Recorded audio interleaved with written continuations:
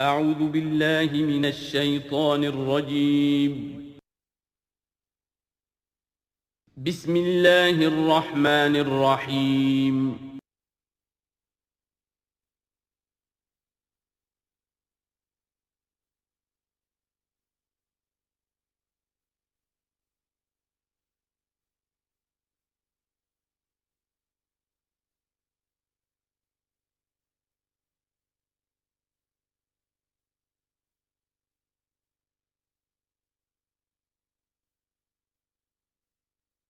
اعوذ باللہ من الشیطان الرجیم بسم اللہ الرحمن الرحیم وَلَئِنْ شِئْنَا لَنَذْهَبَنَّ بِالَّذِي أَوْحَيْنَا إِلَيْكَ ثُمَّ لَا تَجِدُ لَكَ بِهِ عَلَيْنَا وَكِيلًا إِلَّا رَحْمَةً مِّن رَّبِّكَ إِنَّ فَضْلَهُ كَانَ عَلَيْكَ كَبِيرًا۔ اور اے نبی، اگر ہم چاہیں تو جو چیز ہم نے آپ کی جانب وحی کی ہے، یعنی یہ قرآن حکیم، اسے ہم آپ سے سلب کر لیں، لے جائیں، آپ کے سینے سے محو کر دیں اسے۔ خطاب بظاہر حضور سے ہے، اصل میں یہ لوگوں کو بتایا جا رہا ہے کہ ان کا جو مقام ہے، یہ خود بھی کہتے ہیں کہ میں انسان ہوں، مجھ پر اللہ کی طرف سے وحی آئی ہے، میں نے کوئی دعویٰ نہیں کیا، نہ خدائی کا دعویٰ کیا ہے، نہ میں نے یہ کہا ہے کہ میں فرشتہ ہوں، یہ اللہ کی دین ہے، اللہ کی عطا ہے جو وحی انہیں عطا ہوئی ہے۔ تو گویا کہ اسی بات کو مؤکد کرنے کا یہ ایک اسلوب ہے، ہم چاہیں تو جو چیز ہم نے انہیں دی ہے جب چاہیں سلب کر سکتے ہیں۔ ثم لا تجد لک بہ علینا وکیلا، اور پھر آپ نہ پائیں گے اپنے پاس کوئی ایسی ہستی کہ جو دوبارہ آپ کو وہ حاصل کروا دے۔ الا رحمۃ من ربک، اگر نہ ہوتی رحمت آپ کے رب کی طرف سے، یعنی آپ کی طرف سے رحمت، رب کی طرف سے رحمت آپ پر ہے، اس کے ہونے کا کوئی امکان نہیں ہے، لیکن یہ کہ اصولی اعتبار سے سمجھ لیجئے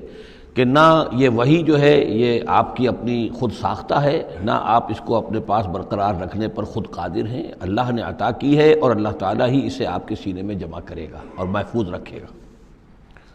ان فضلہ کان علیک کبیرا، اس میں کوئی شک نہیں کہ اللہ کا آپ پر جو فضل ہے وہ بہت بڑا ہے۔ اب یہ آ رہی ہے وہی جو تحدی اور چیلنج جو ہے کہ پوری کتاب کا مطالبہ شروع میں کیا گیا کہ لائیے، پوری کتاب لائیے، قرآن جیسی کتاب بنا کر لائیے۔ قل لئن اجتمعت الانس والجن علی ان یاتوا بمثل ھذا القرآن، کہہ دیجئے کہ اگر تمام انسان اور جن جمع ہو کر کوشش کریں کہ اس قرآن جیسی کوئی کتاب تصنیف کر لیں، لا یاتون الا بمثلہ ولو کان بعضهم لبعض ظہیرا، نہیں لا سکیں گے اس جیسی کتاب، تصنیف نہیں کر سکیں گے، خواہ وہ ایک دوسرے کی کتنی ہی مدد کر لیں۔ وَلَقَدْ صَرَّفْنَا لِلنَّاسِ فِي هَذَا الْقُرْآنِ مِنْ كُلِّ مَثَلٍ، اور ہم نے تو قرآن میں، اس قرآن میں لوگوں کے لیے، ان کی ہدایت کے لیے، ان کی سبق آموزی کے لیے ہر مثال بیان کر دی ہے۔ فَأَبَى أَكْثَرُ النَّاسِ إِلَّا كُفُورًا، لیکن اکثر لوگ جو ہیں وہ انکاری ہی ہیں اور وہ اڑے ہوئے ہیں کفران نعمت پر۔ وَقَالُوا لَن نُؤْمِنَ لَكَ، اب یہ آ گئی تفصیل، وہ جو معجزے مانگتے تھے،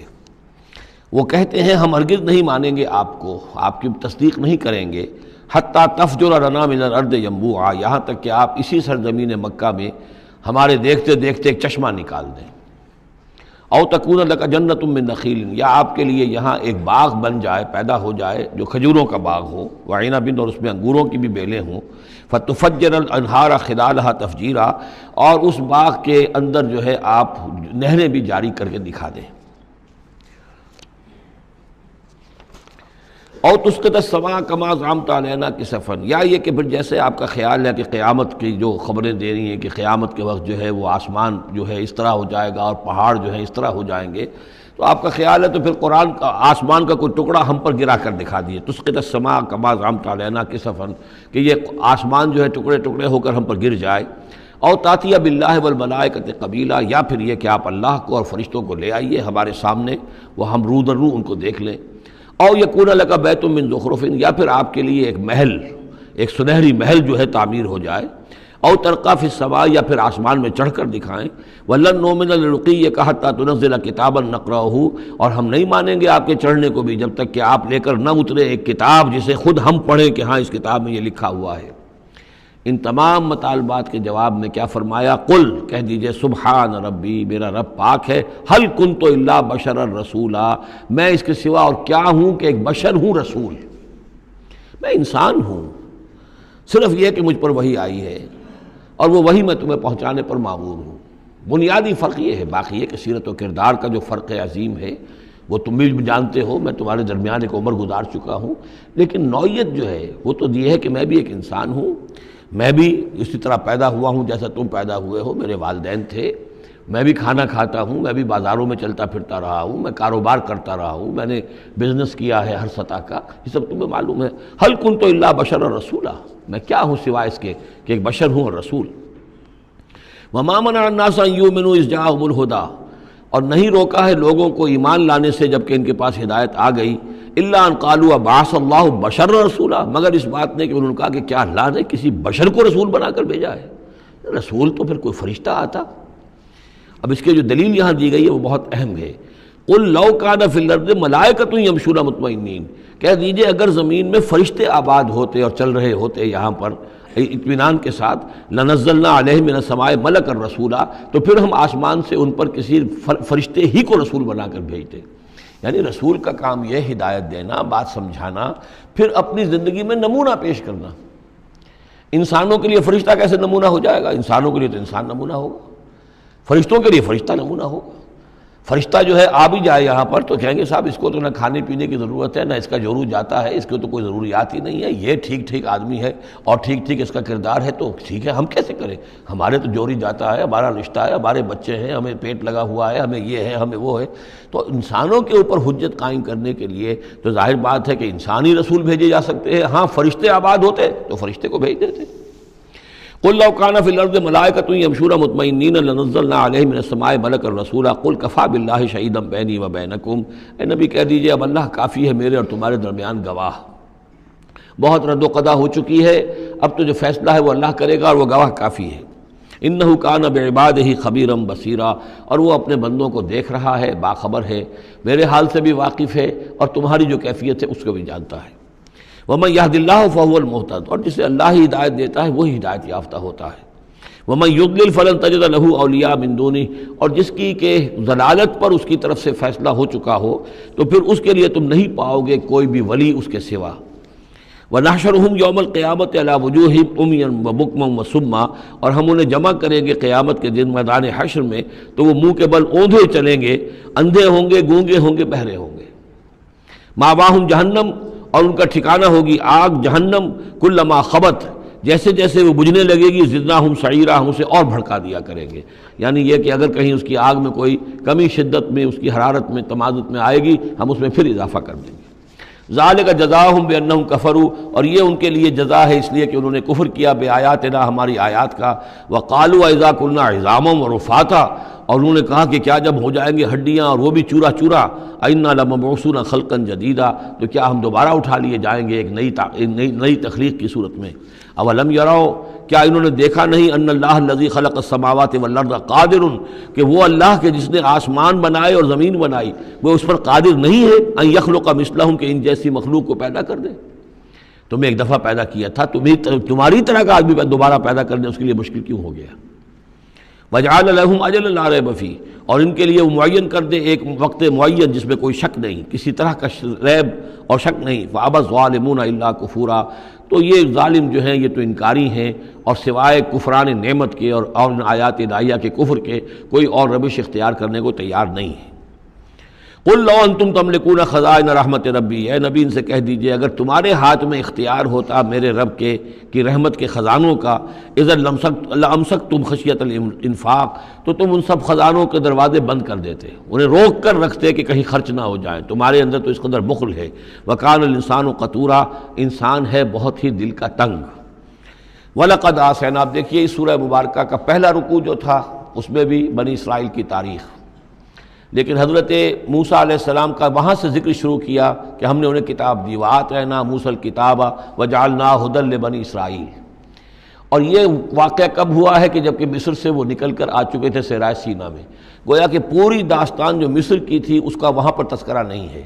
لیکن اس سورہ مبارکہ کے آخری رکوع میں پھر حضرت موسیٰ کا ذکر آ رہا ہے۔ یہ گویا کہ خاص اسلوب ہے اس قرآن مجید کی صورتوں کا، خاص طور پر جو صورتیں کہ ایک ہی وقت میں خطبے کی شکل میں نازل ہوں، ان کی ایک تو یہ کہ ابتدائی اور آخری آیات جو ہیں ان کی ایک خصوصی اہمیت اور فضیلت ہوتی ہے، اور دوسرا یہ کہ ان کے اندر خاص ربط ہوتا ہے۔ تو بنی اسرائیل کی تاریخ کے بعد کے ادوار وہاں آئے ہیں، لیکن جو مصر کے اندر ان کے ساتھ ہوا ہے اس کا ذکر اب یہاں ہو رہا ہے۔ وَلَقَدْ آتَيْنَا مُوسَىٰ 9 آیَاتٍ بَيِّنَاتٍ، اور ہم نے موسیٰ کو 9 نشانیاں دی تھیں روشن۔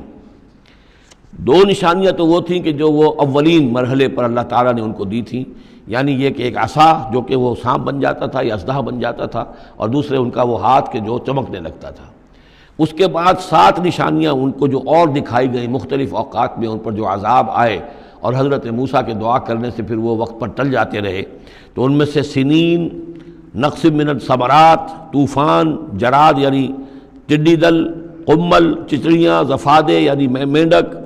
اور خون کی بارش، یہ تمام جو ہے یہ سورہ اعراف کے اندر تفصیل گزر چکی ہے۔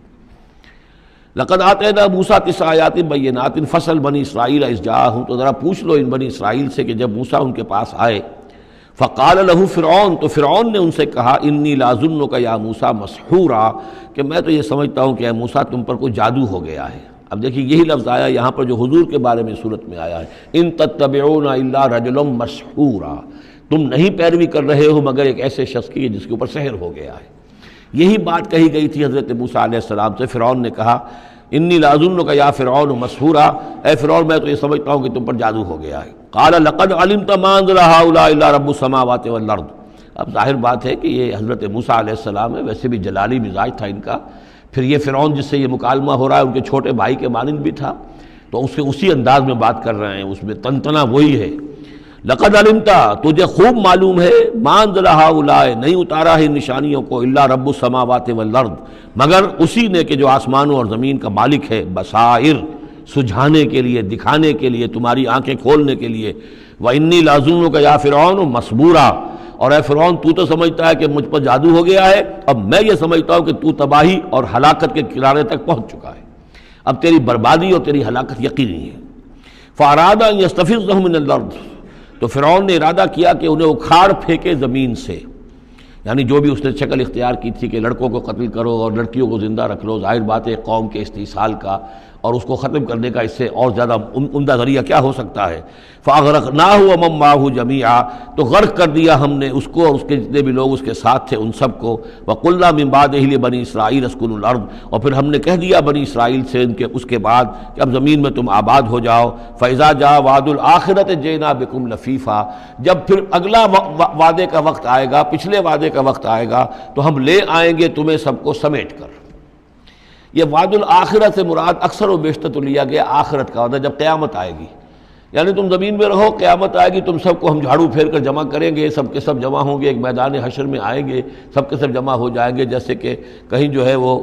باغ میں جو ہے جھاڑو دی جاتی ہے اور سب کو جمع کر لیا جاتا ہے، تنکوں وغیرہ کو، جئنا بکم لفیفا، تم سب کو لپیٹ کر لے آئیں گے۔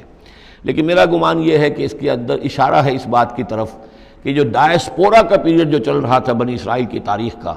جو شروع ہوئے حضور کی بعثت کے وقت جو ہے 500 برس ہو چکے تھے، اور جب یہ صورت نازل ہو رہی ہے تو گویا کہ 550 برس ہو چکے تھے ان کے ڈائسپورا کو، اس لیے کہ 40 برس کی عمر میں تو حضور پر وحی شروع ہوئی ہے اور کم سے کم 10-12 سال اور بیت چکے ہیں۔ 550 برس سے وہ نکال دیے گئے تھے سرزمین فلسطین سے، اور وہ منتشر ہو گئے تھے پوری زمین میں، کوئی کہیں کوئی کہیں کوئی کہیں، لیکن اشارہ کیا جا رہا ہے کہ جب آخرت کا وقت قریب آئے گا تو تم سب کو سمیٹ کر لے آئیں گے، جیسے کہ آج ان کو جھاڑو پھیر کر پوری دنیا میں یہودیوں کو فلسطین میں جمع کیا جا رہا ہے۔ اس لیے کہ ان کا جو آخری جو انجام ہے، جس سزا کے یہ مستحق ہو چکے تھے حضرت مسیح علیہ السلام کو رد کر کے، اور جس سزا کی مزید توثیق ہو گئی جبکہ انہوں نے حضور پر بھی ایمان لانے سے انکار کر دیا، تو اب یہ کنڈیمڈ پرزنرز کے مانند ہے کہ اب ان کی سزا تو ہو چکی ہے لیکن اس کی ایگزیکیوشن ابھی باقی ہے۔ وہ ایگزیکیوشن جو ہے ان قریب وہ وقت آنے والا ہے کہ جب ان کی ایگزیکیوشن ہوگی، اور ظاہر بات ہے پوری دنیا میں پھیلے ہوئوں کے لیے وہ ایگزیکیوشن جو ہے اس کے بجائے بہتر شکل یہ کہ ان کو سمیٹ کر لے آیا جائے۔ تو در حقیقت یہ گریٹر اسرائیل کا قیام جو بھی ہو رہا ہے، اسرائیل تو قائم ہو گیا ہے اور عین ممکن ہے کہ گریٹر اسرائیل بھی قائم ہو جائے جیسا کہ ان کا نقشہ ہے، لیکن یہ کہ وہ ان کا گریٹر گریو یارڈ بنے گا، پھر بالآخر حضرت مسیح ہی زمین پر دوبارہ نازل کیے جائیں گے اور انہی کے ذریعے سے اس قوم کی ہلاکت ہوگی آخری۔ تو جب وہ وقت آئے گا قیامت کے وعدے کا تو پھر ہم تمہیں لے آئیں گے سمیٹ کر، پوری دنیا میں سے جھاڑو پھیر کر تمہیں سب کو ایک جگہ جمع کر لیں گے۔ واللہ عالم۔ اب اس کے بعد پھر اس سورہ مبارکہ کی آخری آیات میں قرآن مجید کا تذکرہ جو ہے بڑے شاندار الفاظ میں ہے۔ وَبِالْحَقِّ أَنزَلْنَاهُ وَبِالْحَقِّ نَزَلَ۔ اس کو تو جب تک اس طرح زور دے کر نہ پڑھا جائے تو اس کا جو اصل جو ہے، اس کا اثر وہ ظاہر نہیں ہوتا۔ اس قرآن کو ہم نے حق کے ساتھ نازل کیا ہے اور یہ حق کے ساتھ نازل ہوا ہے۔ یہ بالکل ایسے ہی ہے جیسے کہ سورۃ طارق میں ہے وَمَا هُوَ بِالْهَزْلِ إِنَّهُ لَقَوْلٌ فَصْلٌ وَمَا هُوَ بِالْهَزْلِ۔ یہ قرآن اب قول فیصل بن کر نازل ہوا ہے، جیسے کہ حضور نے فرمایا، حضرت عمر رضی اللہ تعالیٰ عنہ راوی ہیں کہ ان اللہ یرفع بہذا الکتاب اقواما ویضع بہ آخرین۔ اب اللہ تعالیٰ اسی کتاب کی بدولت قوموں کو اٹھائے گا، مسلمانوں کو اٹھایا، عروج پر پہنچایا، اور اب ہم مسلمانوں نے اسے ترک کر دیا تو ہمیں زمین پر گرا دیا ہے۔ خار از محجوری قرآن شدی، شکوہ سنجے گردش دوران شدی، اے چو شبنم برزمی افتندئی، در بغل داری کتاب زندگی۔ وبالحق انزلناہ وبالحق نزل وما ارسلناک الا مبشرا ونذیرا۔ اور اے نبی، ہم نے نہیں بھیجا ہے آپ کو مگر بشارت دینے والا اور نذیر بنا کر، خبردار کرنے والا۔ وقرآنا فرقناہ، اور یہ قرآن جو ہے اس نے ہم نے ٹکڑے ٹکڑے کر کے بھیجا ہے، تھوڑا تھوڑا کر کے بھیجا ہے، ایک دم پورا نہیں اتار دیا ہے۔ لتقرأوا علی الناس علی مکث، تاکہ آپ یہ پڑھیں لوگوں پر، لوگوں کو سنائیں پڑھ کر، ٹھہر ٹھہر کر، حالات کے مطابق،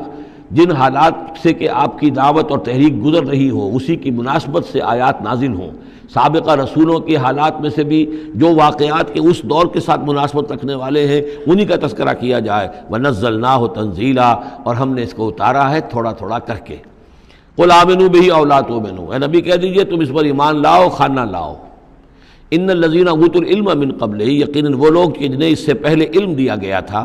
اذا یتلی علیہم، جب یہ قرآن ان کو پڑھ کر سنایا جاتا ہے، یخرون للاذقان سجدا، تو وہ اپنی ایڑیوں کے، اپنی ٹھوڑیوں کے بل سجدے میں گر پڑتے ہیں۔ وَيَقُولُونَ، اور کہتے ہیں سبحان ربنا، یہ یقیناً ہوں گے جب قرآن یہ کہہ رہا ہے تو یہود کے علماء میں سے اس وقت، جب تک کہ براہ راست جو کنفرنٹیشن نہیں ہوئی تھی، حضور ابھی مدینے نہیں آئے تھے، دور دور سے خبریں آ رہی تھیں، تو بعض لوگ ہوں گے کہ جو دل کے اندر ان کے یہ نیکی کے جذبات جو ہیں وقتی طور پر اٹھے ابھرے، اور انہوں نے قرآن مجید کو پہچان کر پھر یہ کہ وہ سجدے میں گرے اللہ کے سامنے۔ وَيَقُولُونَ سُبْحَانَ رَبِّنَا إِن كَانَ وَعْدُ رَبِّنَا لَمَفْعُولًا، اور وہ کہتے ہیں پاک ہے ہمارا رب، اور یقیناً ہمارے رب کا وعدہ تو پورا ہو کر رہنا ہی تھا۔ اللہ کا تو وعدہ تھا، اللہ نے کہا تھا کہ ایک آخری نبی میں بھیجوں گا، اللہ نے کہا تھا اس کے منہ میں اپنا کلام ڈالوں گا۔ یہ کتاب استثناء جو ہے ڈیٹرانومی، اس کا باب جو ہے 18، اس کی 18 اور 19ویں آیات کے اندر ہے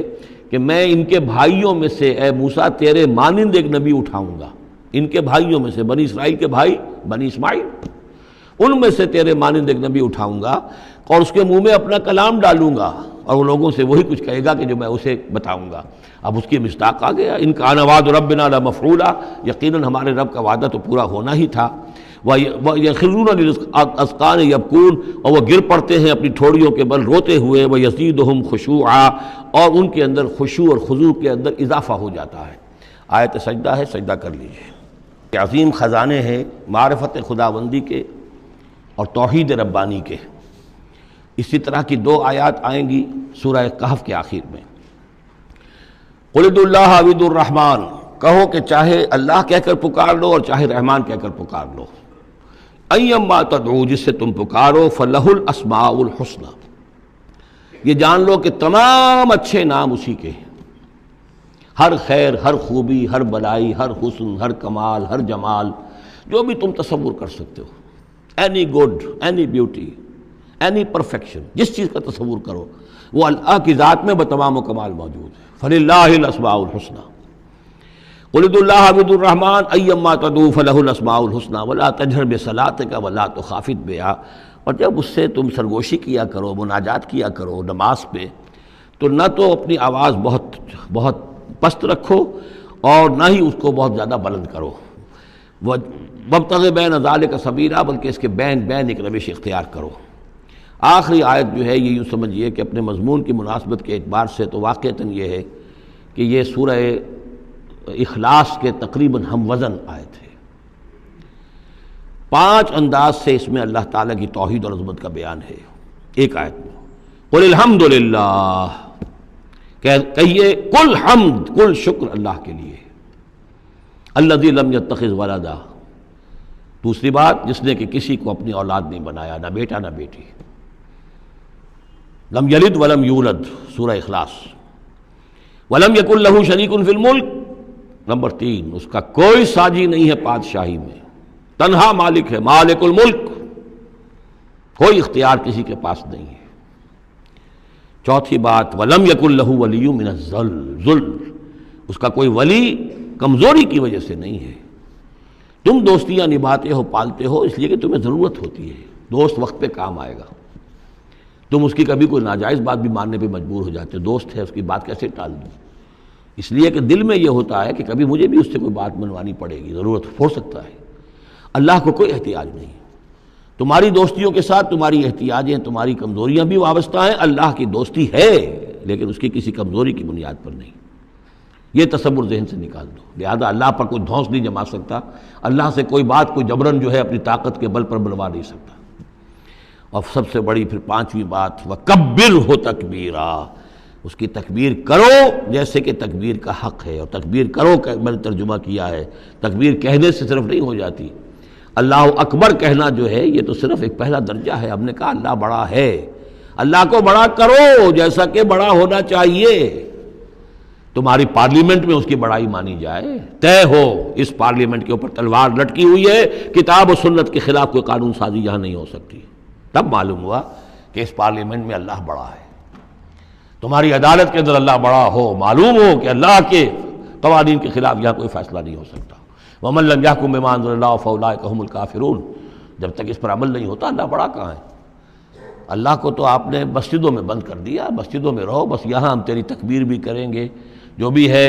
جو بھی ہم کچھ تسبیح تحمید کرتے رہیں گے، بازار سے باہر نہ، مارکیٹ میں بھی کوئی اور چیز بڑی ہے، گھر میں بھی بیوی بڑی ہے، کیا کریں بیوی نہیں مانتی، کیا کریں جی عورتیں نہیں مانتی، بات تو واقعی غلط ہے، آپ جو کہہ رہے ہیں بات صحیح ہے لیکن کیا کریں عورتیں نہیں مانتی، کون بڑا ہے؟ بڑا تو پھر اللہ نہیں ہے۔ کبر ہو تکبیرا، اسے بڑا کرو جیسے کہ بڑا کرنے کا حق ہے۔ تو یہ 5 اسلوب ہیں اس میں کہ جو توحید کے بیان ہوئے ہیں۔ سورۃ الکہف، بسم اللہ الرحمن الرحیم، الحمد للہ الذی انزل علی عبدہ الکتاب ولم یجعل لہ عوجا۔ یہ پوائنٹ میں نوٹ کرا چکا ہوں کہ آخری آیت کیا تھی؟ قل الحمد للہ، کہو قل حمد اللہ کے لیے ہے، یہ آخری آیت تھی سورہ بنی اسرائیل کی، اور سورہ کہف کی آیت شروع ہو رہی ہے الحمد للہ الذی، گویا کہ اس حکم کی تعمیل جو ہے اس سے آغاز ہو رہا ہے اس سورہ مبارکہ کا۔ اس کو میں نے کہا تھا یہ انٹرلاکڈ ہیں دونوں صورتیں جو ہیں، جیسے آتا ہے تورات میں کہ حضرت یعقوب اپنے بھائی عیسو کی ایڑیاں پکڑے ہوئے تولد ہوئے، یہ جڑواں پیدا ہوئے تھے، 2 بھائی عیسو اور یعقوب۔ عیسو بڑے تھے، یعنی بڑے اس معنی میں جو بھی ہوتے ہیں جڑواں، ان میں جو پہلے جس کی ولادت ہو جائے وہ بڑا ہوتا ہے، چاہے 2 منٹ کا فرق ہو، 5 منٹ کا فرق ہو۔ تو اس کی ولادت کے بعد پھر حضرت یعقوب، تو عقب کہتے پیچھے کو، پیچھے آنے والا، یعقوب اس لیے ان کا نام پڑ گیا ہے کہ یہ پچھلا ہے۔ جو پہلا تھا وہ عیسو تھا، عیسو کے بارے میں کچھ معلوم نہیں، ان کی اولاد وغیرہ کدھر گئی، بہرحال وہ ایک علیحدہ بحث ہے۔ تو اسی طریقے سے یہ سورہ کہف جو ہے گویا کہ سورہ بنی اسرائیل کی ایڑیاں پکڑے ہوئے قرآن مجید میں وارد ہو رہی ہے۔ اس میں آپ دیکھیے الحمدللہ الذی انزل علی عبدہ، وہی اللہ تعالیٰ نے اللہ کے اپنے رسول کی جو نسبت ہے اس کو عبد کے نمایاں کیا ہے، کتاب نازل کی ولم یجعل لہ عوجا، اور اس میں کوئی کجی نہیں رکھی، قیما سیدھی، ٹھیک ٹھیک، روشن مبین، لینذر بأسا شدیدا۔ اب یہ ہے لفظ جو بہت زیادہ غور کرنے کے قابل ہے۔ اس کتاب کے حضور پر نزول کے مقاصد میں سے ایک یہ بھی ہے خبردار کر دیں ایک بہت بڑی آفت سے۔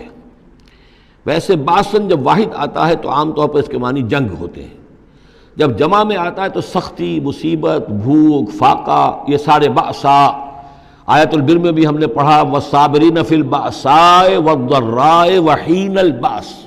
بأسا جب جمع میں آیا ہے تو فقر و فاقہ، تکلیف، مصیبت، اور حین الباس جنگ کے وقت۔ تو ان دونوں کو ذہن میں رکھیے، بہت بڑی آفت، بہت بڑی آفت، بہت بڑی آفت ایک تو ہے دجالی فتنے کی، دجال المسیح الدجال جو آنے والا ہے، جس کے بارے میں حدیث میں آتا ہے کہ کوئی نبی اور رسول ایسا نہیں گزرا جس نے اپنی قوم کو دجال کے فتنے سے آگاہ نہ کیا، اور پوری انسانی تاریخ میں دجال کے فتنے سے بڑا کوئی فتنہ نہیں ہوگا، اور وہ ہر بندہ مومن کے امتحان کے لیے کڑا ترین جو ہے مرحلہ آ جائے گا، سخت ترین امتحان اس کا لیا جائے گا۔ تو یہ جو سختی ہے اس کی خبر دیتے ہوئے یہ سورہ مبارکہ نازل ہو رہی ہے۔ اور خاص طور پر اسے باسن اگر جنگ کے معنی میں لیں تو الملحمۃ العظمیٰ، کتاب الملاحم، جو کہ آپ دیکھیں گے احادیث کی کتابوں میں پورا باب ہے کتاب الملاحم، اور اس کا تعلق بھی دجال کے ساتھ ہے، کیونکہ پھر دجال ہی کو قتل کریں گے حضرت مسیح علیہ السلام نازل ہو کر۔ تو یہ سارا مسئلہ جو ہے اس کی خبر دینے کے لیے قیما لینذر بأسا شدیدا من لدنہ، گویا کہ یہ جو احادیث کی کتابوں میں آپ کو حدیث کے یہ ابواب ملتے ہیں، چاہے وہ کتاب الفتن ہو اور چاہے وہ کتاب جو ہے آثار قیامہ ہے، اس طرح کے جتنے بھی ہیں، اور کتاب الملاحم ہے، یہ گویا کہ اس کی شرح ہے لینذر بأسا شدیدا من لدنہ، اور یہ ہوگا بھی خاص اللہ کی طرف سے، یہ آزمائش بھی، یہ دجال کا فتنہ بھی، یہ بہت بڑی جنگ بھی، جس کو آرمگڈون کہتے ہیں، کرسچین جو ٹریڈیشن ہے اس میں اس کے لیے لفظ ہے آرمگڈون، ایک بہت بڑی جنگ ہوگی۔ ڈکشنری میں بھی آپ دیکھیں گے کہ خیر اور شر کی قوتوں کے درمیان اس دنیا کے خاتمے سے پہلے ایک بہت بڑی جنگ ہونی ہے جس کا نام یہ آرمگڈون ہے۔ لینذر بأسا شدیدا من لدنہ ویبشر المؤمنین الذین یعملون الصالحات، اور تاکہ بشارت دے وہ ان اہل ایمان کو جو نیک عمل کرتے ہوں، ان لہم اجرا حسنا، کہ ان کے لیے ہوگا بہت اچھا بدلہ، ماکثین فیہ ابدا، اور وہ اس میں رہیں گے ہمیشہ ہمیشہ۔ یہ جو دجالی فتنہ ہے اس کے ساتھ ایک خاص مناسبت ہے سورہ مبارکہ کی۔ احادیث میں آتا ہے کہ دجالی فتنے کے اثرات سے بچنے کے لیے اس سورہ مبارکہ سے ذہنی اور قلبی رشتہ مفید ہے، اس کی تلاوت کرتے رہنا، خاص طور پر جمعے کے روز پوری سورہ کہف، ورنہ یہ کہ کم سے کم اس کی ابتدائی اور آخری آیات ان کی بڑی اہمیت ہے۔ دجالی فتنہ اصل میں کیا ہے سمجھ لیجئے کہ ایک تو ہے دجالی فتنہ بالعموم، دجل کہتے ہیں فریب کو، جیسے کہ کوئی نبی نہیں ہے، وہ اس نے فریبی لبادہ اوڑھ لیا، نبوت کا دعویٰ کر رہا ہے، وہ دجال ہے۔ تو اس طرح کی تو حضور نے فرمایا ہے کہ 30 دجال پیدا ہوں گے، انہی میں سے ایک ہمارے زمانے کے اندر جو ہے یہ غلام احمد قادیانی بھی تھا، وہ دجال تھا جس نے کہ اعلان کیا کہ میں نبی ہوں جبکہ وہ نبی نہیں تھا، تو فریبی بنا ہوا جس نے کہ ملمہ اپنے اوپر چڑھایا ہوا ہے۔ اسی طریقے سے دجالی فتنہ یہ جو ہے اس پوری دنیا میں اس وقت جو فتنہ ہے وہ یہ ہے کہ مادہ پرستی کا اتنا غلبہ ہو چکا ہے ذہنوں کے اوپر، افکار کے اوپر، لوگوں کے نظریات کے اوپر، لوگوں کے اخلاق کے اوپر، لوگوں کے اقدار جو ہیں، ویلیوز جو ہیں اس کے اوپر، کہ وہ آخرت کو بالکل بھول گئے، اللہ کو بھول گئے، اسباب کے اندر گم ہے، مسبب الاسباب سے ذہول ہو گیا، دنیا ہی دنیا ہے، آخرت کو بھولے ہوئے ہیں، مادہ ہی مادہ ہے، روح سے کوئی سروکار ہی نہیں۔ یہ ہے بالعموم جس کا نام دجالی فتنہ ہے کہ حقیقت کے اوپر پردہ پڑا ہوا ہے، آخرت پر دنیا کا پردہ پڑا ہوا ہے۔ یہ دنیا جو ہے در حقیقت کیا ہے، وَمَا الْحَيَاةُ الدُّنْيَا إِلَّا مَتَاعُ الْغُرُورِ، یہ دھوکے کا سامان ہے۔ اصل زندگی کو اس نے ڈھانپا ہوا ہے، ہم نے یہ سمجھ لیا کہ زندگی یہی ہے، اسی کے لیے بھاگ دوڑ، محنت، صبح و شام، اسی کے مستقبل کی فکر ہے، لیکن اصل زندگی اس کی کوئی فکر ہی نہیں ہے۔ باقی ایک دجال جو ہے جو آئے گا، وہ معاملہ احادیث کے اندر بھی بڑی طوالت کے ساتھ ہے، اور اس میں کافی پیچیدگیاں بھی ہیں، بعض چیزیں جو ہیں ایک دوسرے سے کچھ مختلف بھی ہیں، اس میں پھر اہل علم کو بہرحال مطابقت پیدا کرنی پڑتی ہے۔ میں نے جہاں تک اپنی کوشش کی ایک رائے تک میں پہنچا ہوں، لیکن ابھی میں اسے بیان نہیں کر رہا ہوں۔ بہرحال دجالی فتنے کی خبریں موجود ہیں بہت شدت کے ساتھ، اور اس صورت کا پڑھنا جو ہے اس میں بہت مفید ہے۔ اس صورت کے مضامین کا دجالی فتنہ بالعموم سے کیا تعلق ہے وہ تو اس ہم دورہ ترجمہ دوران کے اس کے دوران بھی آپ کو معلوم ہو جائے گا، لیکن اس کے جو خاص بڑے مباحث ہیں، خاص طور پر یہ کہ ایک ہمارے بہت بڑے عالم گزرے ہندوستان میں اس صدی کے آغاز میں، مولانا مناظر احسن گیلانی، انہوں نے اس میں باقاعدہ کتاب لکھی ہے، آپ کو مل جائے گی بازار میں بھی، اصحاب کہف کے جو کا معاملہ سورہ کہف کے مباحث ہیں ان کے۔ میں نے اس کو اپنی ایک تقریر کے اندر کسی خطاب جمعہ میں سورہ کہف کے مضامین کا خلاصہ بیان کیا تھا، جس کا عنوان ہے دنیا کی حقیقت۔ ظاہر بات ہے تفاصیل زیادہ جو ہیں وہ میرے لیے ممکن نہیں ہے کہ اس دورہ ترجمہ کے دوران بیان کر سکوں۔ وَيُنذِرَ الَّذِينَ قَالُوا اتَّخَذَ اللَّهُ وَلَدًا، اور خبردار کر دے ان لوگوں کو جنہوں نے کہا کہ اللہ نے بیٹا بنایا۔ یہ ساری دجالیت جو ہے اس کی جڑ کیا ہے؟ مسیحیت، جو موجودہ مسیحیت ہے، جو حقیقت میں مسیحیت نہیں ہے، پولزم ہے، جس کی بنیاد تثلیث پر ہے کہ اللہ کا بیٹا بنا دیا حضرت مسیح علیہ السلام کو، اور انہیں کفارہ بنا دیا تمام جو بھی مان لے ان کو ان کے گناہوں کا، پیش کی معافی ہے ان کے گناہوں کی جو حضرت مسیح پر ایمان لے آئے، اور نمبر 3 شریعت ساقط کر دی، اور نمبر 4 سارا اختیار جو ہے وہ پوپ کے ہاتھ میں دے دیا گیا کہ تم جو چاہو جس چیز کو چاہو حلال کرو، جس چیز کو چاہو حرام کر دو۔ ان چیزوں نے مل کر نفس مذہب کو اس قدر قابل نفرت شے بنا دیا کہ یورپ کے عوام کے اندر مذہب کے خلاف شدید نفرت پیدا ہو گئی۔ چنانچہ اس کے بعد جب مسلمانوں کے زیر اثر وہاں پر علم پھیلا ہے، ہسپانیہ کی یونیورسٹیوں سے علوم اور فنون جو ہیں یہ فرانس اور اٹلی اور جرمنی کے نوجوان آتے تھے اور وہاں آ کر وہ قرطبہ اور غرناطہ اور طلیطلہ کی یونیورسٹیوں سے پڑھ کر جاتے تھے. تو ان کے زیر اثر جو ایک ریفرمیشن شروع ہوئی، اصلاح مذہب، اور ایک رینائسنس، تحریک احیاء العلوم، وہ جو اصل تو تحریک تھی اس بات کی کہ انسان علم کی طرف دوبارہ رجوع کرے، لیکن یہ کہ وہ علم جب آگے بڑھا ہے تو وہاں پہ عیسائیت کے خلاف جو رد عمل تھا اس کی وجہ سے اس میں مذہب کی دشمنی جو ہے اس تحریک کے اندر خود بخود شامل ہو گئی. تو مذہب سے بیزاری، روحانیت کا انکار، آخرت سے بالکل بے پرواہی اور اس کا بھی انکار، اور خدا ہے یا نہیں ہے اس سے کوئی سروکار نہیں، یہ جو اس تہذیب کے اصل میں اثرات بنے ہیں سارے، یہ اسی غلطیوں کا یہ اثرات ہیں، نتائج ہیں کہ جو عیسائی مذہب کے اندر جو یہ تحریفات کر کے جو غلطیاں کی گئی ہیں. اس کو یہاں کہا گیا ہے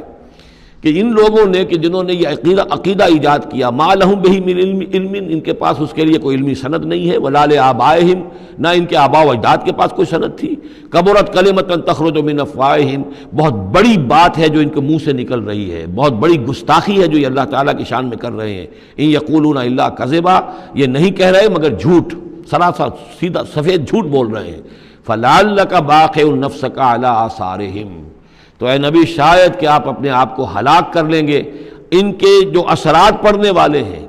عیسائیت کے اس غلط عقیدے کے جو نتائج برآمد ہوئے ہیں، جب یہ نتائج ظاہر ہوں گے تو وہ اتنے سنگین ہوں گے، فلعلک باخع نفسک، کہ ان کے احساس سے اور ان کے ادراک سے شاید کہ آپ اپنے صدمے سے اپنے آپ کو ہلاک کر لیں. ان لم یؤمنوا بہذا الحدیث اسفا، اگر یہ لوگ اس حدیث پر، اس قرآن پر، یہ بات جو بتائی جا رہی اس پر ایمان نہ لائے، اس پر ایمان نہ لائے، اپنے اس غلط عقیدے پر قائم رہے، اس غلط مذہب کو انہوں نے برقرار رکھا، تو اس کا جو رد عمل ہوگا نوع انسانی پر، اور اس سے تاریخ انسانی اور انسانی ثقافت جس غلط رخ پر پڑے گی، جو دجالیت کا فتنہ اسے جنم لے گا، ان تمام چیزوں کے اثرات سے شاید آپ کو اتنا صدمہ ہو کہ فلعلک باخع نفسک علی آثارہم ان لم یؤمنوا بہذا الحدیث اسفا. انا جعلنا ما علی الارض زینۃ لہا، ہم نے زمین کے اوپر جو کچھ ہے اسے اس کا گہنا بنا دیا ہے، بناؤ سنگھار بنا دیا ہے، زینت بنا دیا ہے. یہ آپ نوٹ کر لیجئے، لفظ زینت اور زمین میں اس کی زیبائش اور آرائش یہ اس سورہ مبارکہ کا عمود ہے. یعنی اس کو اتنا کھبا دیا ہے نگاہوں میں اللہ نے کہ آخرت سے خود بخود انسان غافل ہو جاتا ہے. یہ پردہ پڑ گیا ہے، چمک دمک ہے، یہ کاریں ہیں، یہ بلڈنگیں ہیں، یہ کوٹھیاں ہیں، یہ عالیشان عمارتیں ہیں، یہ کیا کچھ اس کی جو یوں سمجھیے پومپ اینڈ شو جو ہے اس وقت دنیا کا. اور ظاہر بات ہے امریکہ میں جا کر دیکھیے تو جو کچھ یہاں دیکھ رہے ہیں اس سے 10 گنا 100 گنا 1000 گنا آپ کو نظر آئے گا، عقلیں دنگ ہو جاتی ہیں. نتیجہ کیا نکلتا ہے کہ انسان یہ سمجھتا ہے کہ اصل شے یہی مادہ ہی ہے، اصل ہدایت پہ یہی لوگ ہیں، یہی لوگ ہیں صحیح معنی میں کہ جنہوں نے واقعتاً علم حاصل کیا ہے. لہذا ان کی غلط تہذیب، ان کا غلط تمدن، ان کے تمام غلط ثقافت کے معاملات کے بھی ہم اسی طریقے سے پیروی کر رہے ہیں. یہ سارا مسئلہ جو ہے وہ اس لیے ہے کہ یہ چمک دمک دنیا کی جو زیبائش اور آرائش اس سے ہم متاثر ہیں. انا جعلنا ما علی الارض زینۃ اللہ، جو کچھ زمین کے اوپر ہے اسے ہم نے اس کے لیے بناؤ سنگھار بنا دیا، لنبلوہم، تاکہ ہم آزمائیں ان کو، ایہم احسن عملا، کون ہے ان میں سے اچھے عمل کرنے والا. یعنی اب یوں دیکھیے وہ شعر جو ایک ہے، اگرچہ ذرا تھوڑا سا شان باری تعالیٰ کے اعتبار سے تو شاید اتنا مناسب نہ ہو، لیکن یہ کہ مفہوم کو ادا کرتا ہے کہ رخ روشن کے آگے شمع رکھ کر وہ یہ کہتے ہیں ادھر آتا ہے دیکھیں یا ادھر پروانہ جاتا ہے. ایک طرف ذات باری تعالیٰ ہے اور ایک طرف یہ دنیا ہے، اس کی چمک دمک ہے. اب یہ پروانہ جو ہے یہ انسان، اس کا امتحان ہے، آیا یہ اللہ اور آخرت کی طرف جا رہا ہے یا دنیا کی طرف اور دنیا کی زیبائش اور آرائش کی طرف جا رہا ہے. جو زیبائش اور آرائش کی طرف چلا گیا وہ گیا، وہ تباہ و برباد ہو گیا. فقط خسر خسرانا مبینہ. اور جس نے اس دنیا کی زیبائش اور آرائش اس سے منہ موڑ کر وہ جو حقیقت جو اصل حسن ازلی ہے اللہ تعالیٰ کا اور اس کا جو جلال اور کمال ہے اور جو آخرت کی نعمتیں ہیں ان کو اختیار کر لیا، وہ کامیاب ہو گیا. تو امتحان اتنا ہی ہے کہ رخ روشن کے آگے شمع رکھ کر وہ یہ کہتے ہیں ادھر جاتا ہے دیکھیں یا ادھر پروانہ آتا ہے. وَإِنَّا لَجَاعِلُونَ مَا عَلَيْهَا صَعِيدًا جُرُزًا، اور یہ کہ جو کچھ بھی اس پر ہے ہم ایک وقت آئے گا کہ اس کو بنا کر رکھ دیں گے جیسے کہ میدان جس میں سے کہ فصل کاٹ لی گئی ہو. جب قیامت ہوگی کیا ہوگا یہاں پر اسی زمین کو، نہ یہاں پہ کوئی وہ پہاڑ رہ جائیں گے، کوٹ کوٹ کر چپٹی کر دی جائے گی، نہ یہ آپ کے پاس جو ہے وہ اسکائی اسکریپرز رہ جائیں گے، نہ یہ اعلیٰ شان عمارتیں ہوں گی، کچھ نہیں ہوگا، یہ سب برابر ہوگا جیسے کہ کسی کھیت کے اندر فصل کاٹ دی جاتی ہے تو اب وہ پڑا ہوتا ہے ویران۔ وَإِنَّا لَجَاعِلُونَ مَا عَلَيْهَا صَعِيدًا جُرُزًا، ہم اسے کر کے چھوڑیں گے ایسا کھیت کہ جہاں پر چورا پڑا ہوا ہو، صرف بچا کھچا جو ہے وہ اس کا توڑی کا اور کچھ نہ ہو۔ ام حسبت ان اصحاب الکہف والرقیم کانوا من آیاتنا عجبا، اب یہاں سے اصحاب کہف کی بات شروع ہو رہی ہے، کیونکہ پوچھوایا تھا یہودیوں نے اصحاب کہف کون تھے۔ کیا تم سمجھتے ہو کہ اصحاب الکہف والرقیم، رقیم جو ہے ان کی تختی تھی ایک جس کے اوپر ان کے حالات لکھ کر، جو ان کے ایک جو کہف تھی ان کی غار جو تھی اس کے اوپر لگا دی گئی تھی، تو انہیں اصحاب الکہف بھی کہتے ہیں، اصحاب الرقیم بھی کہتے ہیں، یہ دونوں انہیں ایک ہی گروہ کے نام ہیں۔ کیا وہ تمہارے خیال میں ہماری بڑی عجیب آیات میں سے تھا؟ یعنی واقعتاً بات تو ایک غیر معمولی تھی، لیکن حقیقت میں ہمارے ہاں تو ہماری تخلیق میں، ہماری صنائی میں اس سے ہزاروں گنا زیادہ عجیب باتیں ہوتی ہیں، ہمارے لیے تو وہ کچھ ہے ہی نہیں کسی بھی درجے میں، تم سمجھتے ہو کہ شاید وہ بہت بڑی بات ہے۔ یہ سابق کہف کا جو قصہ ہے، اب میں سمجھتا ہوں کہ پورے وثوق کے ساتھ ہم کہہ سکتے ہیں کہ یہ قصہ کیا تھا۔ دیکھیے جب حضرت مسیح علیہ السلام آئے ہیں تو یہ پورا علاقہ جو ہے فلسطین کا، اور یہاں پہ جو آپ نے تبلیغ کی ہے، تو یہ اس وقت رومن امپائر کا ایک حصہ تھا۔ اگرچہ مقامی طور پر ایک لوکل بادشاہ جو تھا یہودی وہاں پر حکومت کر رہا تھا، لیکن وہ پپٹ تھا، اصل میں تو حکومت جو تھی رومیوں کی، جو رومی تھے بت پرست۔ اور اس کے بعد چونکہ انہوں نے بغاوت کی، حضرت مسیح تو اٹھا لیے گئے سن 30 عیسوی کے آس پاس یا 33 عیسوی کے آس پاس، لیکن اس کے بعد جو ہے ان یہودیوں نے بغاوت کی رومیوں کے خلاف، جس کے نتیجے میں سن 70 عیسوی میں ٹائٹس رومی نے تو ان کی حکومت بھی ختم کی اور بیت المقدس کو برباد کیا، یروشلم کو تباہ کیا، 1,33,000 یہودیوں کو قتل کیا اور ان کو بھیج دیا، نکال دیا وہاں سے باہر۔ اس وقت کا معاملہ یہ ہے کہ اب کوئی اکے دکے جو بھی رہ جاتے تھے یہاں پر، کوئی یہودی یا عیسائی، یہودیوں کو تو نکال دیا، عیسائی رہ گئے، لیکن عیسائیوں پر بھی بہت ظلم ہوتا تھا۔ یہ موحد تھے، حضرت عیسیٰ کے ماننے والے، وہ بت پرست تھے۔ تو اس زمانے میں کہیں بادشاہ کوئی تھا ڈیسیس یا دقیانوس جس کو کہتے ہیں، اس کے زمانے میں کچھ جو عیسائی تھے حضرت عیسیٰ پر ایمان رکھنے، آج کے عیسائیوں پر قیاس نہ کیجئے، جو نصارہ تھے حضرت عیسیٰ کو ماننے والے جو موحدین تھے، ان میں سے کچھ نوجوانوں کی پیشی ہوئی بادشاہ کے دربار میں۔ انہوں نے کہا کہ تم اپنے نئے دین سے اگر باز نہیں آؤ گے، اتنے دن کی مہلت تمہیں دی جا رہی ہے تو تمہیں سولی چڑھا دیا جائے گا، بس مہلت دی جا رہی ہے، جاؤ غور کر لو، سوچ لو۔ ان لوگوں نے آ کر سوچا کہ اب نہ تو ہمارے لیے یہ ممکن ہے کہ ہم مقابلہ کر سکیں، چلو کسی غار میں چھپ جاتے ہیں، دیکھیں اللہ تعالیٰ کیا کرتا ہے ہمارے لیے۔ وہ ایک غار میں جا کر چھپ گئے، اور غار میں جا کر چھپے ہیں تو اللہ نے انہیں وہاں پر سلا دیا، موت طاری نہیں کہ سلا دیا۔ اللہ کروٹ بھی بدلواتا رہا، ان کے لیے سارا کچھ بندوبست کیا، اللہ کی قدرت میں تھا۔ حضرت عزیر کو 100 برس کے لیے مار دیا تھا، موت کے بعد ان کو دوبارہ زندہ کر دیا۔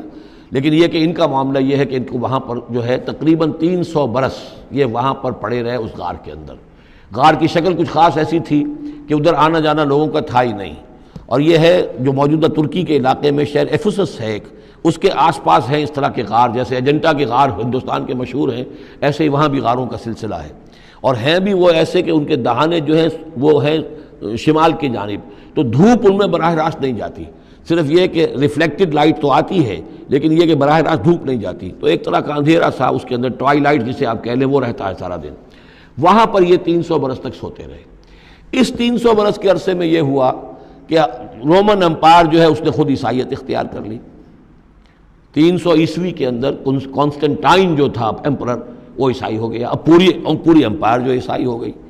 اب اس کے زمانے میں اس کے بعد تھیوڈوسیس ہے ایک، 446 عیسوی میں یہ تھا، اس کے زمانے میں اللہ تعالیٰ نے ان لوگوں کو جگایا 300 برس کے بعد۔ اب یہ سمجھ رہے ہیں کہ وہی زمانہ ہے، وہی کفار کی حکومت ہے، وہی مشرکین ہیں۔ اب انہوں نے ڈرتے ڈرتے اپنے کسی ایک آدمی سے کہا بھائی جاؤ یہ لے کے سکہ لے کر جاؤ چاندی کا، اور کچھ نہ کچھ کھانے پینے کے لیے لے کر آؤ، دیکھنا لیکن اس طرح ہو کہ ہمارا پتہ نہ چل جائے کہ ہم یہاں چھپے ہوئے ہیں۔ وہاں جو گئے انہوں نے وہ سکہ پیش کیا اور کہا یہ سکہ تمہارے پاس کہاں سے آیا؟ یہ تو بہت پرانا سکہ ہے، تو 400 سال پرانا، 300 سال پرانا سکہ کہاں سے لے آئے تمہیں کوئی خزانہ ملا ہے؟ بہرحال اس حوالے سے اب وہ جو ہے وہ پکڑے گئے، ان کی حالت جو ہے وہ جو بات سامنے آ گئی، لیکن جب بات سامنے آ گئی تو اب ان کا تو بہت یعنی وہ عزت کی گئی، اس لیے کہ اب تو جو ان کا مذہب تھا در حقیقت پوری مملکت کا مذہب وہی ہو چکا تھا، تو صورتحال تو تبدیل ہو چکی ہے۔ پھر یہ کہ اس کے بعد تفصیل معلوم نہیں ہے کہ غالباً وہ جا کر اپنی اسی غار میں وہ سو گئے ہیں یا دوبارہ اللہ نے ان پر وہیں پر موت طاری کر دی ہے، اس کا دروازہ بند کر کے اور اس پر ایک تختی لگا دی گئی ہے۔ یہ اصحاب کہف ہے۔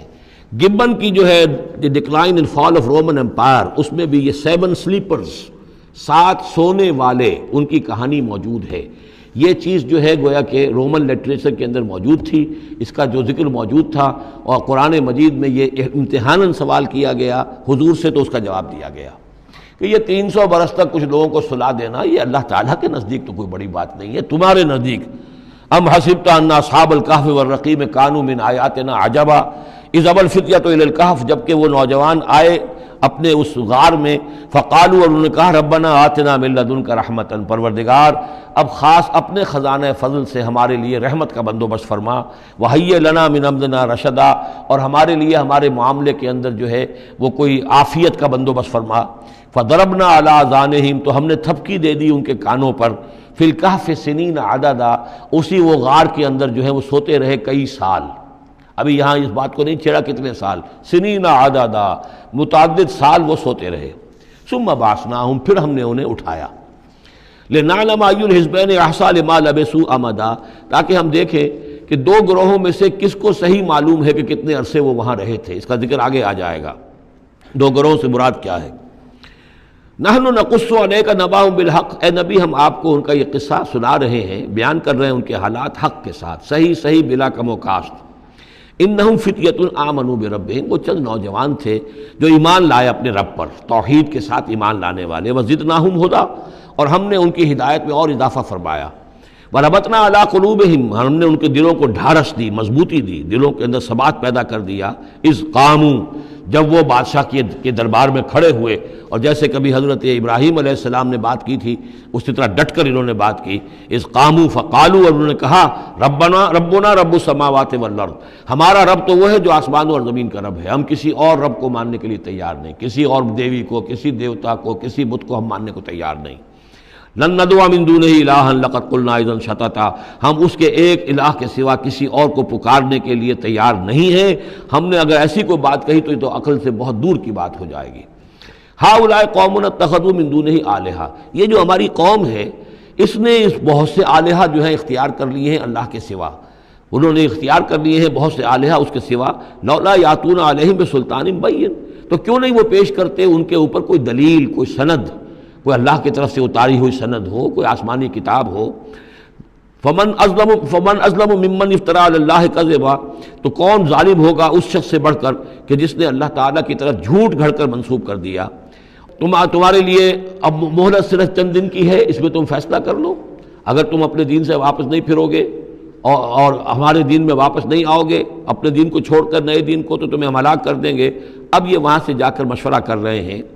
وَإِذْ اعْتَزَلْتُمُوهُمْ، اور دیکھو جب تم نے اب ان سے اپنے آپ کو علیحدہ کر لیا ہے، وَمَا يَعْبُدُونَ إِلَّا اللَّهِ، اور ان ہستیوں کو بھی تم نے چھوڑ دیا جن کی وہ پرستش کرتے ہیں اللہ کے سوا، فَآوُوا إِلَى الْكَهْفِ، تو اب آؤ کسی کھو میں، کسی غار میں پناہ لے لیں، يَنشُرْ لَكُمْ رَبُّكُم مِّن رَحْمَتِهِ، تمہارا رب تمہارے لیے وہاں کوئی رحمت کا سامان کر دے گا، وَيُهَيِّئْ لَكُم مِّنْ أَمْرِكُم مِّرْفَقًا، اور تمہارے معاملے کے اندر اللہ تعالیٰ خاص اپنی طرف سے کوئی نرمی اور کوئی آسائش کا سامان پیدا فرما دے گا۔ وَتَرَى الشَّمْسَ إِذَا طَلَعَتْ تَزَاوَرُ عَنْ كَهْفِهِمْ ذَاتَ الْيَمِينِ، اور تم دیکھو کہ سورج جب طلوع ہوتا تھا تو وہ ان کی اس غار سے کنی کتراتا ہوا داہنی طرف نکل جاتا تھا، یعنی براہ راست دھوپ جو ہے اس میں نہیں آتی تھی۔ وَإِذَا غَرَبَتْ، جب ڈوبتا تھا، تَقْرِضُهُمْ ذَاتَ الشِّمَالِ، تو بھی وہ کنی کترا جاتا تھا بائیں طرف،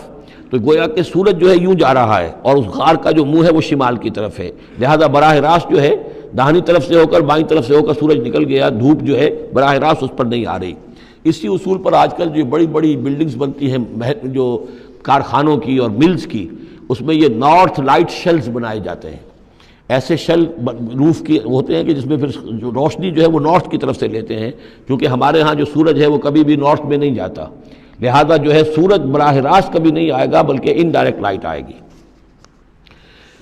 وَهُمْ فِي فَجْوَةٍ مِّنْهُ، اور وہ جو اس غار تھی اندر سے کھلی تھی، اس کھلی غار کے اندر جا کر وہ لیٹ گئے، سو گئے۔ ذَلِكَ مِنْ آیاتِ اللہ، یہ اللہ کی نشانیوں میں سے ہے۔ مَن يَهْدِ اللَّهُ فَهُوَ الْمُهْتَدِ، جو جس کو اللہ ہدایت دیتا ہے وہی ہے کہ جو ہدایت یافتہ ہوتے ہیں۔ وَمَن يُضْلِلْ فَلَن تَجِدَ لَهُ وَلِيًّا مُرْشِدًا، اور جس کو اللہ تعالیٰ گمراہ کر دے، جس کی گمراہی کا فیصلہ فرما دے، پھر اس کے لیے تم نہیں پاؤ گے کوئی بھی جو حمایتی ہو، مددگار ہو، اس کو راہ پر لانے والا۔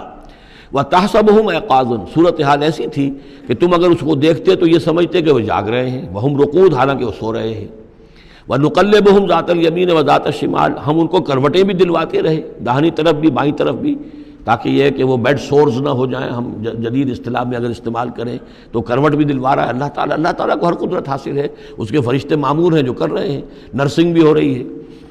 ذات الشمال وکلبہم باسط ذراعیہ بالوسید، ان کا ایک کتا بھی تھا جو اپنے دونوں ہاتھ پھیلا کر، دونوں اگلے جو ہیں پاؤں جو ہاتھ، اس کو سمجھیے وہ اس کے کوئی بہت ہی خونخوار قسم کا کتا تھا جو اس غار کے منہ پر اپنے دونوں ہاتھ پنجے آگے پھیلا کر بیٹھا ہوا ہے زور سے۔ اس کا نتیجہ کیا نکلتا تھا؟ لو اطلعت علیہم، اگر اچانک تمہارا کہیں وہاں گزر ہو جائے، لولیت منہم فرارا ولملیت منہم رعبا، تو وہاں سے تمہارے اوپر رعب طاری ہو جائے، خوف طاری ہو جائے، اور وہاں سے تم بھاگو، کہ بڑا بھیانک منظر ہے، ایک کہف ہے، اندر اندھیرا ہے، اور آگے جو ہے بڑا کوئی ٹیریئر بل قسم کا کتا جو ہے وہ بیٹھا ہوا ہے، خوفناک قسم کا، اور اس نے اپنے پنجے بھی آگے کیے ہوئے ہیں۔ وَلَمُلِئْتَ مِنْهُمْ رُعْبًا وَكَذَلِكَ بَعَثْنَاهُمْ، اسی طرح پھر ہم نے انہیں ایک وقت میں اٹھایا، لِيَتَسَاءَلُوا بَيْنَهُمْ، تاکہ وہ آپس میں ایک دوسرے سے سوال کریں۔ قَالَ قَائِلٌ مِّنْهُمْ كَمْ لَبِثْتُمْ، ان میں سے ایک نے کہا کتنے عرصے یہاں ہم رہے ہوں گے، کیا خیال ہے آپ کا؟ قَالُوا لَبِثْنَا يَوْمًا أَوْ بَعْضَ يَوْمٍ، انہوں نے کہا کہ ہم رہے ہوں گے ایک دن یا دن کا کچھ حصہ، تھوڑی سی نیند ہم نے لی ہے، استراحت کی ہے، اور کیا کیا ہے۔ قَالُوا رَبُّكُمْ أَعْلَمُ بِمَا لَبِثْتُمْ، کچھ اور تھے، انہوں نے کہا چھوڑو اس بات کو، اللہ تمہارا جانتا ہے کتنی دیر رہے، 2 گھنٹے رہے، 2 دن رہے، کیا پتہ، ہمیں کیا معلوم۔ فَابْعَثُوا أَحَدَكُمْ بِوَرِقِكُمْ هَٰذِهِ، تو لو یہ چاندی کا سکہ، ورق جو ہے چاندی کو کہتے ہیں، تو اس کو دے کر ایک آدمی کو بھیجو الی المدینۃ، شہر کی طرف، فَلْيَنظُرْ، وہ دیکھے، أَيُّهَا أَزْكَىٰ طَعَامًا، کہاں سے کوئی پاکیزہ خوراک مل سکے۔ ظاہر بات ہے کہ وہ ان کا جو تصورات تھے، موحد بھی تھے تو وہ پاکیزہ کھانا بھی چاہتے تھے۔ أَيُّهَا أَزْكَىٰ طَعَامًا فَلْيَأْتِكُمْ بِرِزْقٍ مِّنْهُ، تو اس میں سے کچھ ہمارے لیے راشن لے آئے۔ وَلْيَتَلَطَّفْ، اور دیکھے کہ وہ نرمی کرے، کسی سے جھگڑ نہ پڑے، کہیں کسی سے جھگڑ پڑا اور جھگڑنے کی وجہ سے پھر کوئی شکل ہو جائے تو ہم تک لوگ پہنچ جائیں، تو بڑی نرمی کے ساتھ وہ معاملہ کرے۔ یہ وَلْيَتَلَطَّفْ نوٹ کر لیجئے، یہ تعداد حروف کے اعتبار سے قرآن مجید کا نصف ہے۔ وَلْيَتَلَطَّفْ کا تے نصف اول میں ہے، لام یہ نصف ثانی میں ہے، یہ نصف ہے تعداد حروف، الفاظ نہیں، حروف، الفابیٹس جو ہیں، جو حروف کی گنتی کی گئی ہے اس کے اعتبار سے یہ ٹھیک نصف ہو گیا، آدھے حروف اس کے تا پر پورے ہو گئے اور بقیہ آدھے جو ہیں شروع ہو رہے ہیں لام سے۔ وَلْيَتَلَطَّفْ، اور نرمی کا معاملہ رکھے، وَلَا يُشْعِرَنَّ بِكُمْ أَحَدًا، اور ایسا نہ ہو کہ وہ ہمارے اوپر متنبع کر دے، لوگوں کو مطلع کر دے، اس کا ذریعہ بن جائے۔ إِن يَظْهَرُوا عَلَيْكُمْ، اگر وہ تمہارے اوپر غالب آ گئے اور قابو پا لیا انہوں نے تم پر، يَرْجُمُوكُمْ، یا تو تمہیں رجم کر دیں گے، اب سنسار کر دیں گے، أَوْ يُعِيدُوكُمْ فِي مِلَّتِهِمْ، یا تمہیں مجبور کریں گے اور اپنی ملت میں، اپنے دین میں وہ واپس لے جائیں گے۔ وَلَن تُفْلِحُوا إِذًا أَبَدًا، اور اگر ایسا ہو گیا تو پھر ہمیشہ کہ تم فلاح سے دور ہو جاؤ گے، پھر نہیں پا سکو گے فلاح کبھی بھی۔ وَكَذَلِكَ أَعْثَرْنَا عَلَيْهِمْ، اس طرح ہم نے مطلع کر دیا ان لوگوں پر، یعنی اب وہاں کے لوگوں نے، شہر کے لوگوں کو مطلع ہو گئے کہ یہ لوگ، ظاہر بات ہے کہ بڑا ایک چرچا ہو گیا ہوگا یہ کون ہے۔ اب اس نے بات بتائی، پھر وہ آئے تو معلوم ہوا کہ ہاں واقعتاً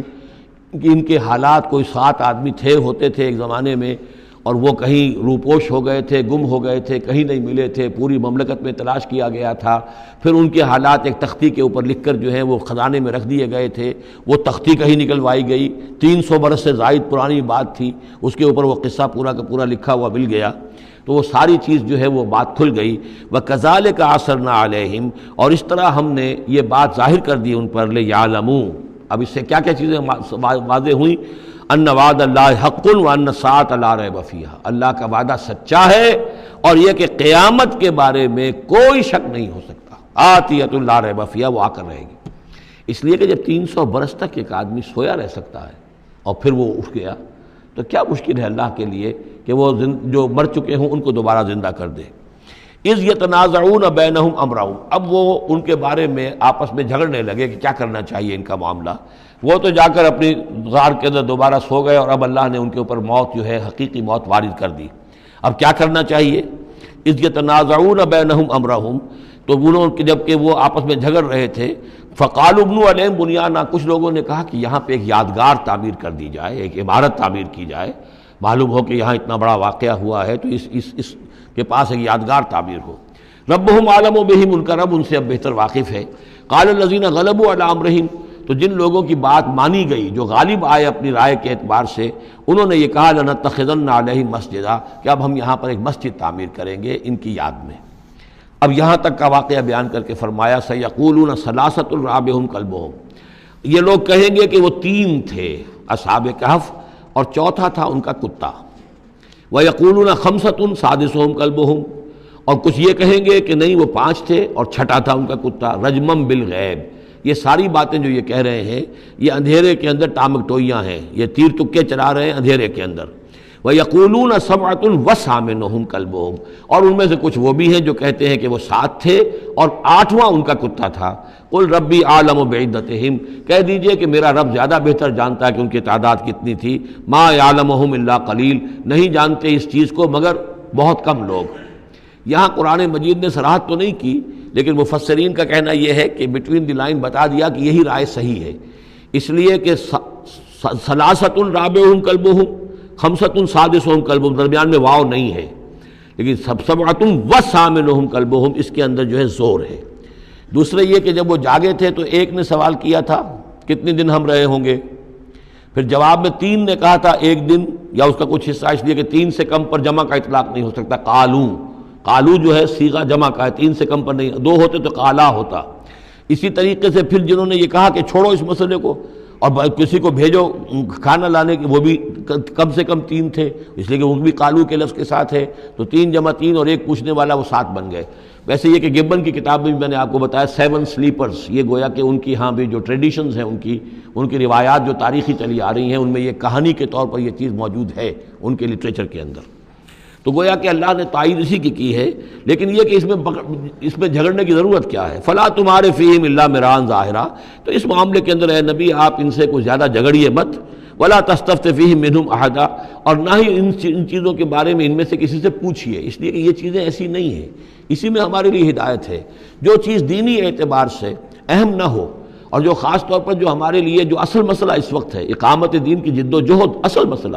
اس کے اعتبار سے جس کی اہمیت نہ ہو، اس کے بارے میں زیادہ چھان بین کرنا، زیادہ بحث و نظام میں پڑھنا جو ہے وقت ضائع کرنا ہے، بلکہ وہ اپنی اس جد و جہد کو نقصان پہنچانے والی بات ہے۔ فلا تمہارے فیہم الا مران ظاہرا ولا تستفت فیہم منہم احدا ولا تقولن لشیء، یہ بہت اہم واقعہ آ رہا ہے یہاں۔ اس واقعے میں حضور صلی اللہ علیہ وسلم سے ایک سہو ہو گیا تھا۔ جب یہ سوالات کیے گئے تو حضور نے فرمایا ٹھیک ہے میں اس کا جواب دے دوں گا، تم آنا، اور یہ کہ انشاءاللہ نہیں کہا، کل تم آنا میں تمہیں جواب دے دوں گا، انشاءاللہ نہیں کہا، صاف ہو گیا، غلطی ہو گئی۔ لیکن یہ کہ اللہ تعالیٰ نے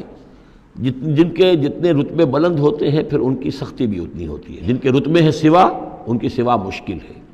ہم عام طور پر یہ باتیں کہتے رہتے ہیں ہمارے لیے اللہ نے کیا گرفت کرنی ہے کہ ان کی کوئی حیثیت ہی نہیں، کوئی مقام ہی نہیں، لیکن یہ کہ جو بلند مقام والا ہو اور وہ بغیر انشاءاللہ کہہ دے کہ کل یہ ہو جائے گا اور انشاءاللہ نہ کہے تو اس پر پھر گرفت ہو گئی۔ تو حضور کی کئی دن گزر گئے کہ جبرائیل نہیں آئے، اور آپ کے لیے پھر ایک مشکل پیدا ہو گئی، گویا کہ مخالفین نے تالیاں پیٹنی ہوگی کہ لو بس فیل ہو گئے، ناکام ہو گئے اس امتحان کے اندر، جو ہے وہ تو اب یہ کامیاب نہیں ہو پائے۔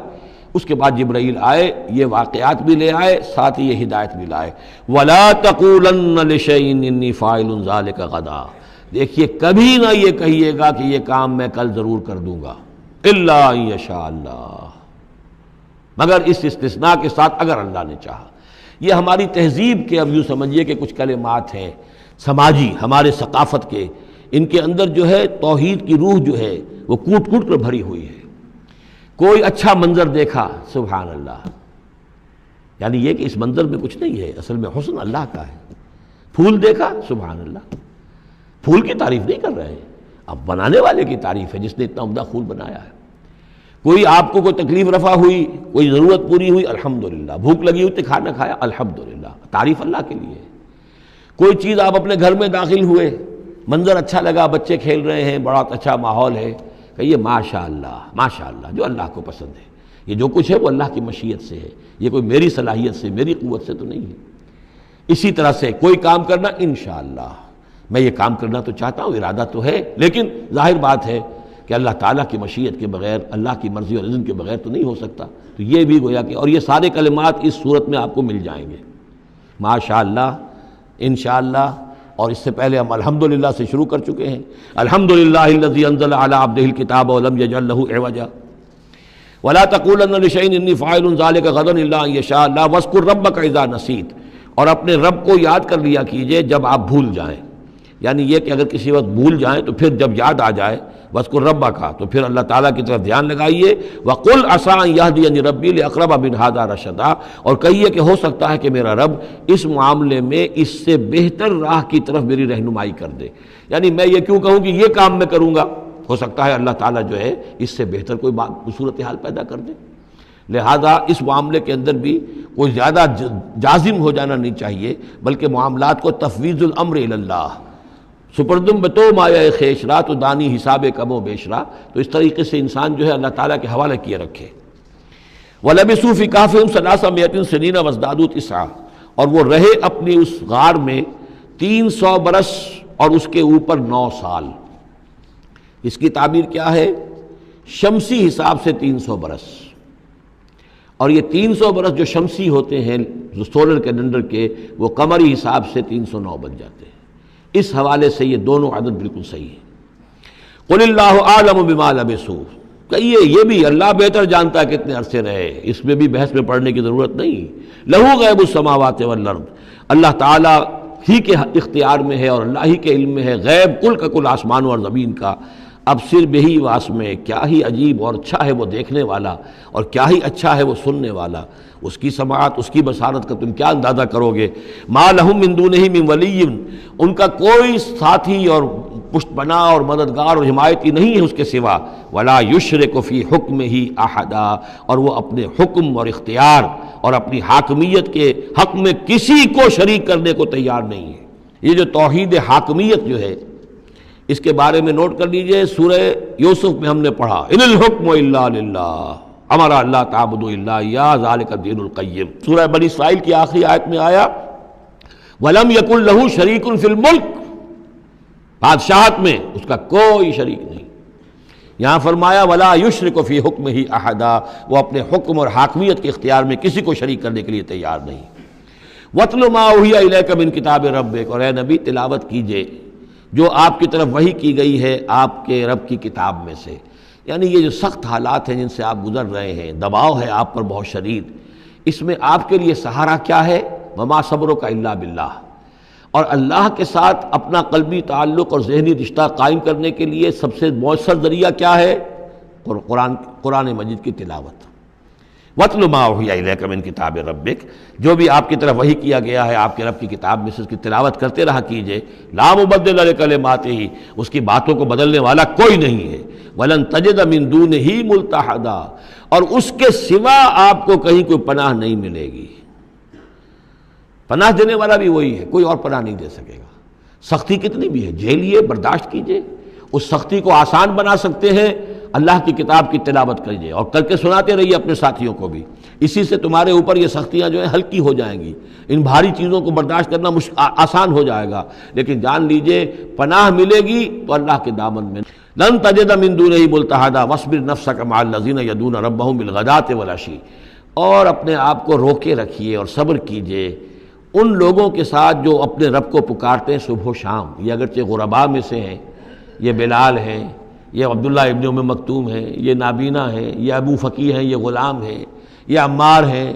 اور یہ اسی طریقے سے خباب ہیں، لوہار ہیں۔ یہ لوگ جو ہیں آپ ان کی رفاقت کو غنیمت سمجھیے۔ وَاصْبِرْ نَفْسَكَ مَعَ الَّذِينَ يَدْعُونَ رَبَّهُم بِالْغَدَاةِ وَالْعَشِيِّ يُرِيدُونَ وَجْهَهُ، وہ اللہ کی رضا کے طالب ہیں، طلبگار ہیں، اللہ سے محبت کرنے والے ہیں۔ وَلَا تَعْدُ عَيْنَاكَ عَنْهُمْ، اور دیکھیے آپ کی نگاہیں ان سے ہٹ کر، ادھر نہ جائیں جن کے پاس دولت ہے، انہم ترید زینت الحیات الدنیا، کہیں آپ کی نگاہ ادھر نہ جائے جہاں زیبائش ہے، آرائش ہے، دنیا کی چمک دمک ہے، دولت ہے، آپ ولید بن مغیرہ کی طرف تو متوجہ ہوں اور عبداللہ ابن ام مکتوم کی جانب نہ ہو، معاذ اللہ ایسا نہ کیجیے۔ یہ بالکل وہی بات ہے جو ہم سورہ ہجر میں بھی پڑھ چکے ہیں، وَلَا تَمُدَّنَّ عَيْنَيْكَ إِلَىٰ مَا مَتَّعْنَا بِهِ أَزْوَاجًا مِّنْهُمْ زَهْرَةَ الْحَيَاةِ الدُّنْيَا،